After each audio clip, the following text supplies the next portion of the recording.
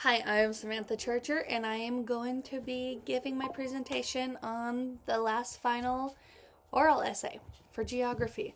Going into the slides, I have my PowerPoint here on the slide. I'll talk about my bullet points, and then I'll come back and reiterate it. So, skipping past that first page, going on to the agenda, we'll cover intro, main ideas, thesis, colonialism and underdevelopment, Latin American examples, colonization in the U.S., modern global connections, environmental alternatives, the role of the U.S., and my personal reflection, why geography matters, and then the conclusion. Okay, moving on to the thesis and main idea.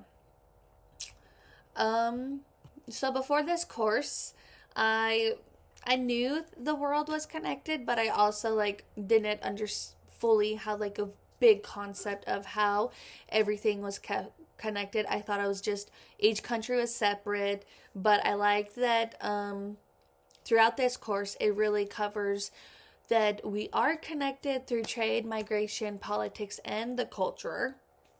And then that inequality didn't happen naturally. It developed through the historical systems like colonialism and capitalism, and that the US also played a major role in that.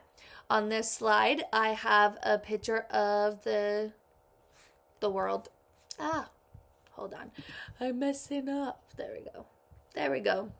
Hopefully. Okay. Moving on to colonialism and underdevelopment. See, okay. Resource extraction. I have pictures. It has resource extraction because I'm gonna cover that a little bit, and you just see the damage it does, and then the colonial trade routes. My bullet points are Africa, exploitation, not behind, dependency created, and then wealth extracted. So in my paper, I talked about how our Rodney argues that Africa was not naturally underdeveloped, that European colonies, powers extracted wealth and resources that also disrupted the local economies. This created the dependency where Africa economies needed to benefit off of European more than than the local population. This changed the way I think about poverty just because it shows that inequality shows historical issues. Next slide. Latin America. My bullet points are resource extraction, wealth flows outward, and then long-term inequality. I have two pictures, the silver mines in Latin America, and then the resource map, just because it all goes. Okay. Also, in my paper, I talked about how Galeno explains that Latin Americans' wealth was consistently extracted by outside powers. Gold, silver, and natural resources benefited Europe more, and then later it also benefited the United States. Even after when colonialism ended, economic dependency continued. This also showed me how modern inequality is connected through historical exploitation. Next slide is colonialism in the United States. I have two pictures, westward expansion, okay, and then the Native American land loss map. This just shows you over the time period that they lost land slowly, till they have none at all. Okay, my bullet point, indigenous displacement, land loss, and then colonialism at home. Okay. It showed that colonialism also happened inside the United States. A lot of people don't fully understand that it happened in the United States, that there was part of the world that they just took over. Indigenous people lost their land, as you saw in the map, the resources and just the culture. They lost everything, and they were displaced. They had to find a place to go that wasn't fully taken over. This changed my way of growing up, of how you're taught about the American history. Yeah, we sailed across and we found America, and then we're living this better life. But it also forgets to involve the violence and inequality that comes with that we took home we took a home away from people that already lived here. Okay, next slide. Modern global connections. The bullet points are economic inequality, environmental issues, and then migration. Okay, and then this is just a global migration map that I have on the slide. The systems, these global migration systems still help in the modern world, which is crazy to think about. Like, they were set back in place so long ago, and we still use them today.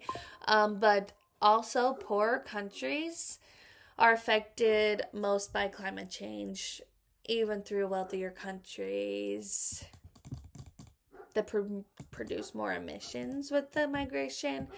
It also connects global systems like war, poverty, and political instability.